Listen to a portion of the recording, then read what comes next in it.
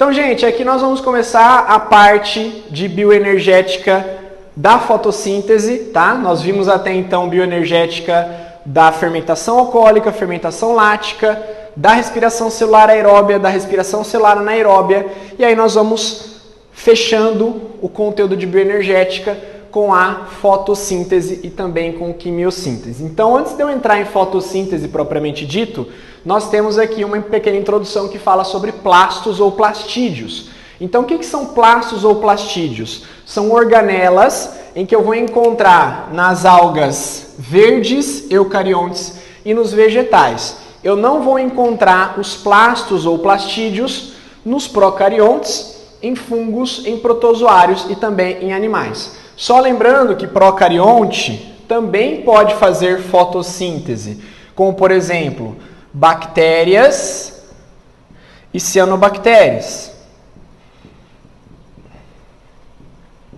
Nesse caso de bactérias e cianobactérias, eu posso ter a chamada bacterioclorofila e também a clorofila.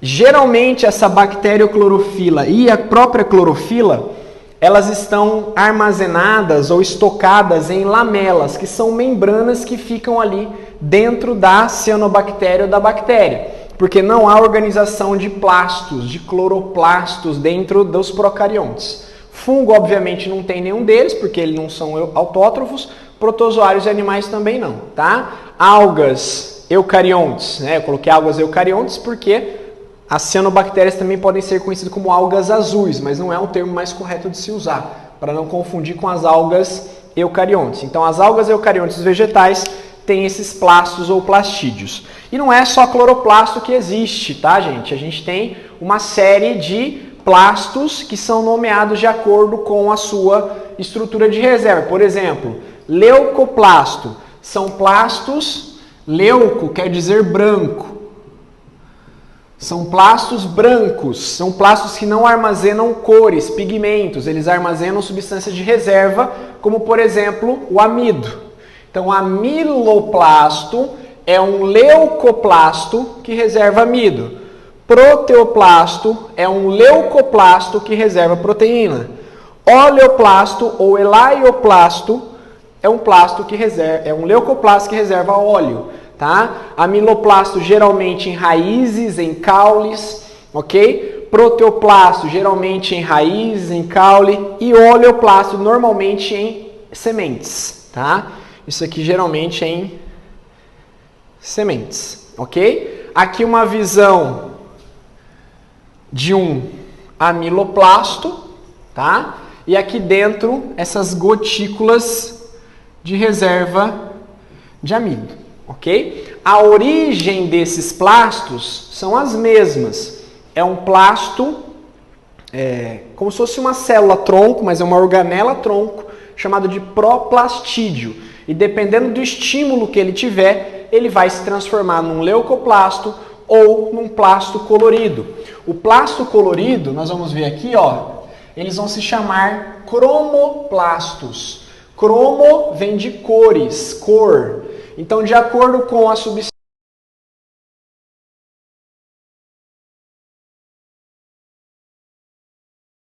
chamado, ó, cromoplasto armazena pigmento.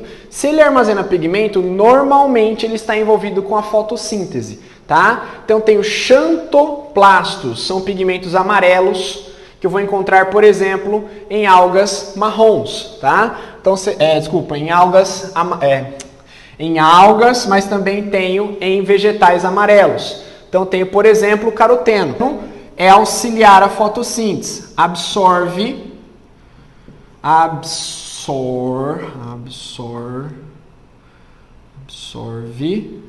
a luz verde, que é a luz que a clorofila não consegue absorver. Eritroplasto é vermelho, geralmente tem licopeno. O licopeno é uma substância antioxidante. Fala, por exemplo, que comer tomate ajuda a evitar câncer de próstata, tá? porque licopeno é uma substância antioxidante, vai prevenir radicais livres e a longo prazo, obviamente, isso pode ajudar a preservar a saúde, tá? Obviamente que isso não é a única, comer tomate não é a única medida, né, importante para a saúde. Feoplastos são os plastos marrons, que eu falei que estão nas algas pardas, e o famoso cloroplasto, clorofila, a parte verde. A clorofila, ela absorve a luz azul e vermelha. E ela reflete a luz verde. A luz verde. Então, quando uma planta é iluminada com a luz branca, ela consegue absorver praticamente grande parte do espectro de cores. O verde, o azul e o vermelho. A clorofila é responsável pela absorção do azul e do vermelho e reflete o verde, por isso que a gente vê a planta verde, enquanto que há os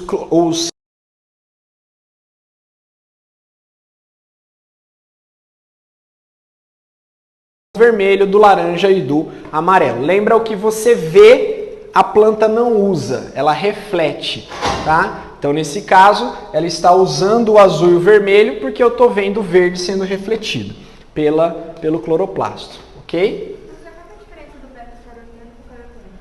É só o nome da molécula, é como se fosse assim, o caroteno fosse uma classe de lipídios e o beta-caroteno dentro dos carotenos, tá?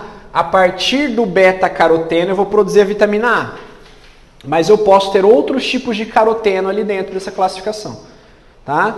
Então assim, eu tenho que falar beta-caroteno ou caroteno? Tanto faz. Caroteno é uma classificação, beta-caroteno está dentro dela. Específico de vitamina A é beta-caroteno, tá? Mas eu posso falar caroteno. Por exemplo, quando eu falo de carotenoides, eu estou falando de vários tipos de pigmentos de origem lipídica, tá? Não necessariamente todos os carotenos vão formar a vitamina A. O beta-caroteno vai ser precursor da vitamina A. Tudo bem? Então, ó, cloroplasto, vou falar especificamente dele. Cloroplasto ele pode ser encontrado de vários formatos, ferradura, estrela ou espiral. Então, isso aqui é uma alga unicelular, uma alga verde, tá? Que aparentemente tem um formatinho de ferradura, aqui ó. Aqui uma alga chamada de espirógera, porque o cloroplasto dela parece um espiral, e aqui uma alga em que o cloroplasto parece um asterisco, uma estrela. O cloroplasto de plantas é aquele clássico que tem várias lamelinhas dentro que a gente ainda vai dar uma observada nessa aula de hoje, tá? Então, ó, formado, aqui é muito parecido com a mitocôndria, formado por duas membranas, uma externa e uma interna, tá? Semelhante à membrana plasmática, ou seja, uma bicamada de fosfolipídio. Além disso, eu tenho lamelas, estroma, o estroma é o gel, que é semelhante à matriz da mitocôndria, tá? Tilacoides, grânulo e grana, que são as moedinhas pertencentes ali, DNA, ribossomos e RNA. Então, por exemplo, se a gente fosse fazer um desenho diferenciando, eu não tenho verde aqui, então vai sem verde. Cloroplasto e mitocôndria, tá? Como é que a gente vai identificar? Um desenho simples. Uma membrana lisa, externa, e uma membrana preguiada, que lembram aqueles mesossomos das bactérias. Se eu tiver um desenho simples como esse, eu posso falar que isso é uma mitocôndria.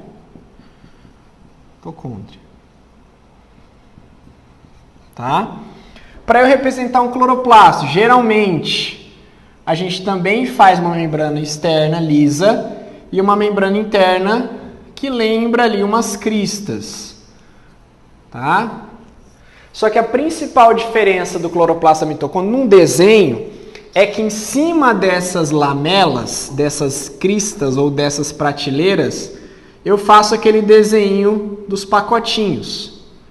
Tá? Eu faço um desenho dos pacotinhos, das moedinhas. Tá? Então, por exemplo, cada moedinha dessa, a gente vai chamar isso aqui de grana. Tá? Grana, eu tenho muitas moedas, eu tenho grana, ok? Se eu tiver uma grana, eu tenho o granum, que seria a unidade desses pacotinhos. A unidade desses pacotinhos, tá? Então, cada um desse é um grânum. E a clorofila fica onde? A clorofila fica aqui na membrana, ó. Fica aqui na membrana, tá? Então, a clorofila, vocês lembram do desenho da cadeia respiratória que tinha lá o citocromo?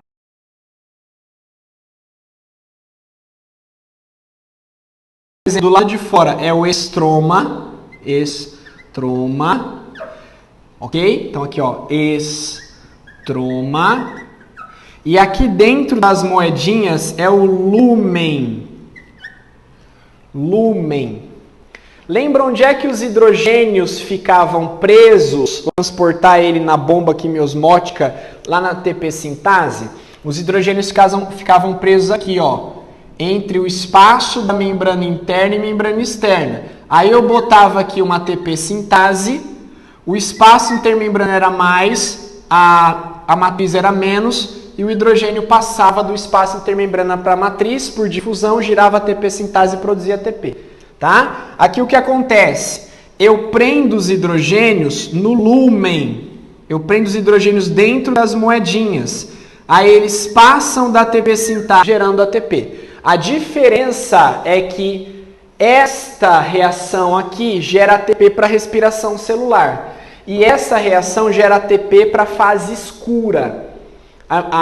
O cloroplasto, a fotossíntese, não tem intenção de gerar ATP para a célula. Tanto que as células vegetais, além dos cloroplastos, também têm mitocôndrias. Para energia da célula vegetal, quem gera ATP é a mitocôndria. Mas para fotossíntese, para a fase escura da fotossíntese, quem vai gerar energia é a fase clara, através do mesmo processo de bombeamento de hidrogênios e elétrons através da ATP sintase. Só que ao invés do espaço intermembrana para a matriz, eu vou bombear do lume para o estroma, tudo bem?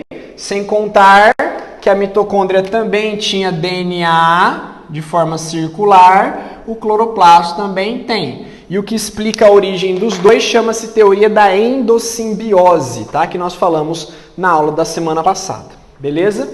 Sobre isso, há alguma dúvida? Tudo certo? Então vamos seguir. Aqui tinha uma figura mostrando... Será que eu perdi a figura? O que tinha aqui? Era essa.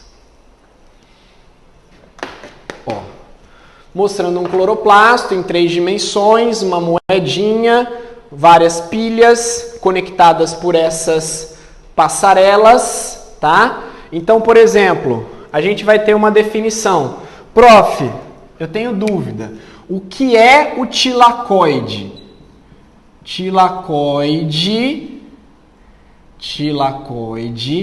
é o conjunto de todas as membranas internas do cloroplasto.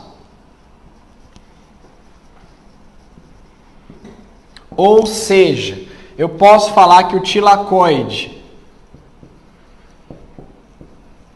é ou equivale às lamelas, a granum e a grana, tá? Qualquer local aqui, tanto na lamela quanto no grano ou na grana, eu posso ter clorofila, eu posso ter fotossíntese, principalmente fase clara, tá?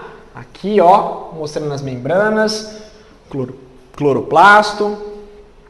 Aqui a folha cortada, a disposição da histologia da folha, tirei uma célula do parênquima clorofiliano, isolei um cloroplasto e mostrei para vocês a conexão entre as membranas, tá?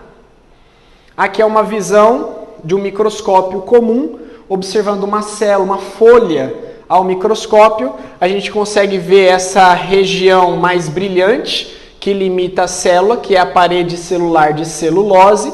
Dentro da célula eu não vejo muita coisa, mas eu vejo um monte de cloroplasto ali tá? In natura, sem corante, só mostrando a quantidade de cloroplasto que eu tenho por célula vegetal. No caso, uma célula de uma folha, tá? E aqui é um cloroplasto visto ao microscópio eletrônico, colorido de maneira artificial no computador, mostrando a disposição. Ó, essas regiões mais escuras representariam as pilhas de grano, tá? E essas conexões, esses risquinhos aqui, as lamelas que conectam um grano na outra.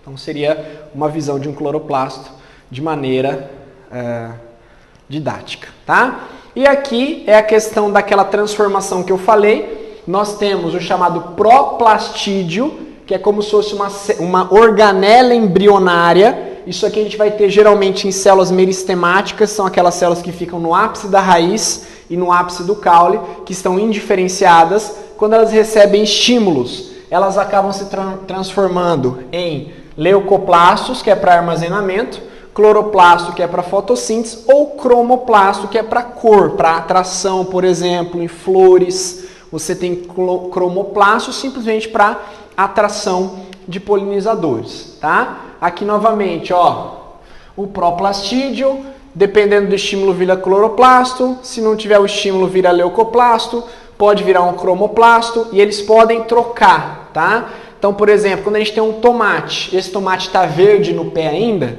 a casca do tomate está cheia de cloroplasto. Esses cloroplastos estão fazendo fotossíntese para acumular açúcar também no fruto, tá?